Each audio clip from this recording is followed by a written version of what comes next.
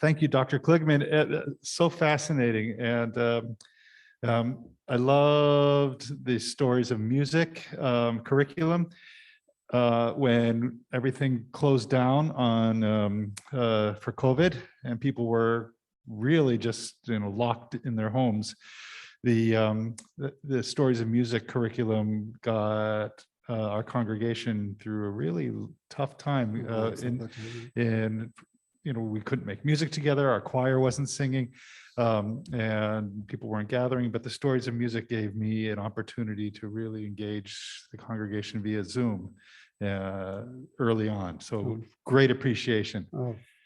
Thank you for telling us. One of the, and I'd love to. We have questions. But just one to underline one of your points early on, that the Orthodox are really driving the popular Jewish music trends these days. Just to underline that, I spent like 4 years working on my latest album. It finally came out, and it was released. And my wife listened to it like once and loved it. But then she says, "Oh, look, listen to this recording of Shuli Lemmer." And she became a Shuli Lemmer fan. So who's one of the great contemporary recording artists. He has a great social media presence. So okay, so we have Maishi, John, Sarah. Okay. Thank you very much for this wonderful presentation.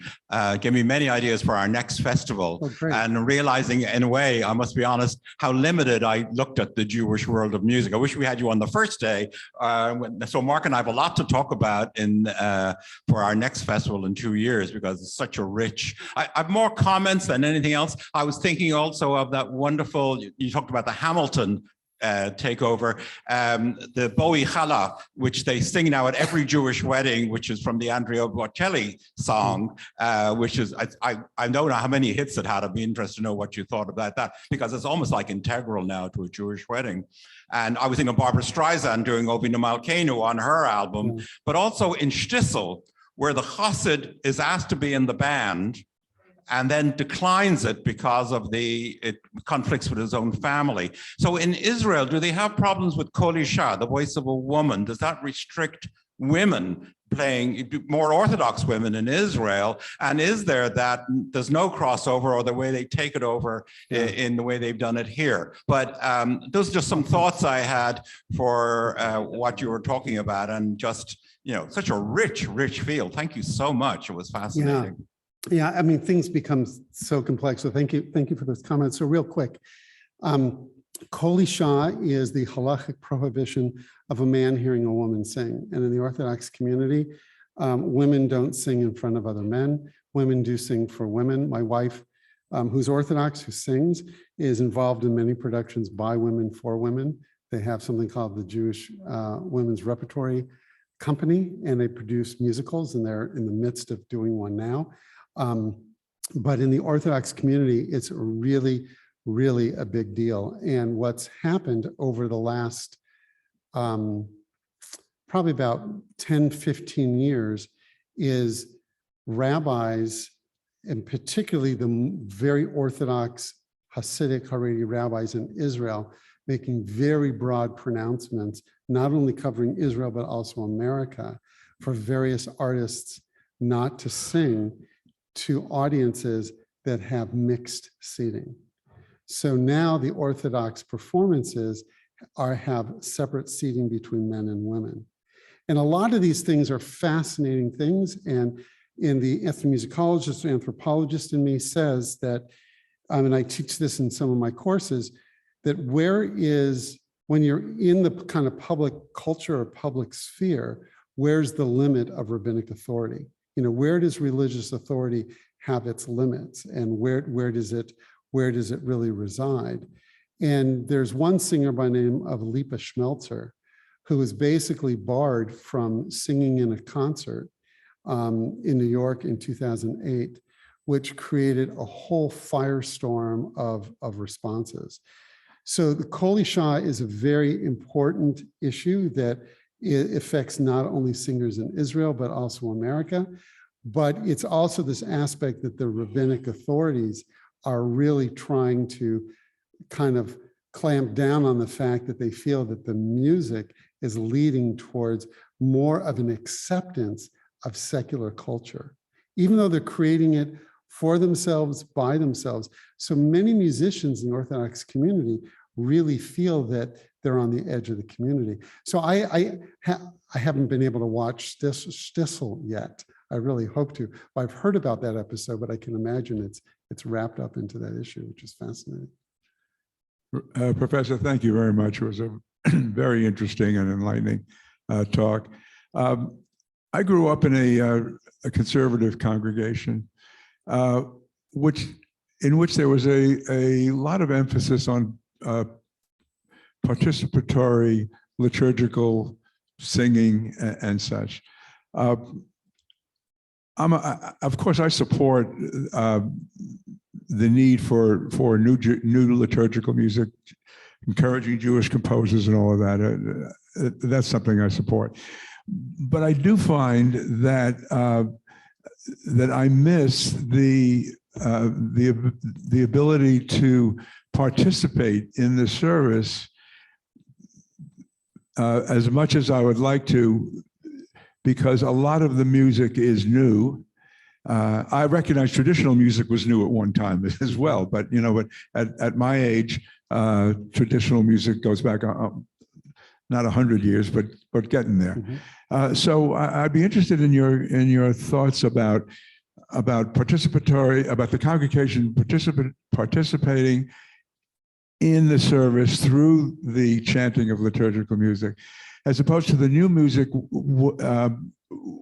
where sometimes I feel like I'm at a concert as opposed to participating in the traditional Sabbath service. Yeah, it's a great question. I don't know that I have really any answers to it, and I'm sure Cantor Childs has some wonderful things to say about this too. I mean, I think what's significant to mention, I mean, from my standpoint, I did a study with an anthropologist in 2000 of B'nai Jeshurun in New York, and we were funded by the Righteous Persons Foundation. And for those of you that may not know, B'nai Jeshurun has been a congregation that's been around for well over 100 years.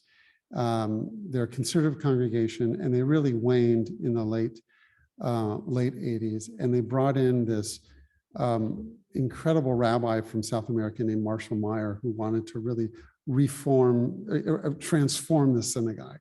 And he wanted to do that by having very relevant services. So he brought in a lot of the South American students who he had worked with to really create this service. And he died very unexpectedly in the 90s, and now it's his students that really have perpetuated this congregation.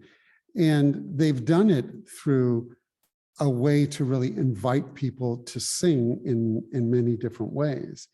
And one of the things that I found to be interesting when I did that study was that most of the music that's done in congregational settings is very frontal, where, if you're seated close up, you can get involved and hear it. And they knew that, but they were getting upwards of 1,500 people per service. And what they did was they installed speakers around the congregation. So when you go into the service, you feel like you're enveloped by sound.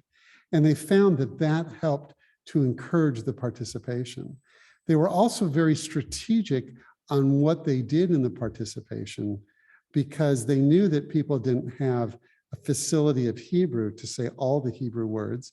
And even though they had a lot of transliteration, they really tried to focus on singing the same melodies to certain parts of the service week in and week out, so that people can get interested in and learn the music and learn the words. They did a synagogue recording. There's interesting stories of how many congregations have put the new music on their websites or made podcasts so that people could learn the music while commuting, so that they have a chance to really learn the music. So I think that this is a big issue that I think many congregations are really struggling with.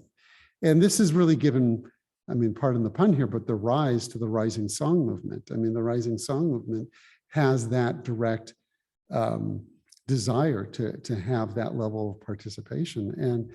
And it's always a double-edged sword to introduce new melodies, because what happens when, people don't recognize it. And, again, I don't really have the answers to this, but it's interesting to see where those things are developing. Yeah, right. Yeah. And in certain corners of the conservative movement, the music hasn't changed. The music has really been very much the same. From my standpoint, I think it's sad to see the conservative movement shrinking so much. And, there may be many, many factors to it, but there isn't a lot of growth of music there as compared to the other movements. Yeah. Thank you for that wonderful presentation. You showed a diagram in summary that had the liturgical music on the left and klezmer on the right, and then art music in the center. Yeah. And is there anything that specifically defines art music other than that it's composed by Jewish composers?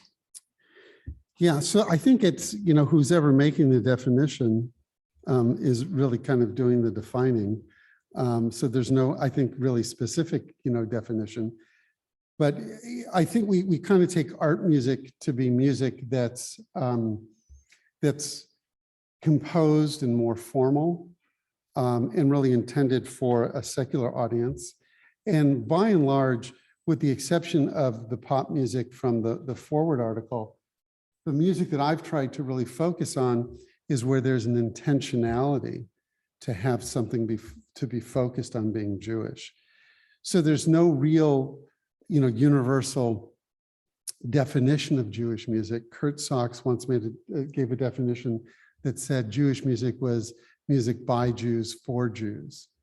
And that definition works a little bit, but doesn't really work all the time, because there's a lot of non-Jews who are creating music that has Jewish content really to it.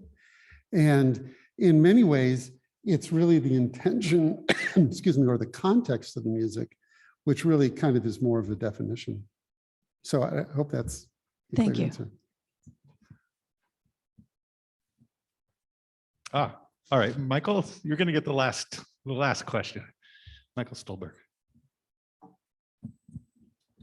Thank you. Very, very enjoyable. I'm curious whether other faith groups have updated their music, the liturgical music, to the same degree that the Jewish faith groups have. Yeah, very, very much so. It's not an area that I know a lot about. The article that I wrote called Contemporary Jewish Music, I actually got the idea to kind of coin that term because Christian contemporary music is a known musical entity. And in the music business, it's over $1 billion industry today, Christian contemporary music. So from the level of music that happens in worship, the Protestant Christians have many, many different think tanks and programs and training sessions to really develop a lot of the things that they do.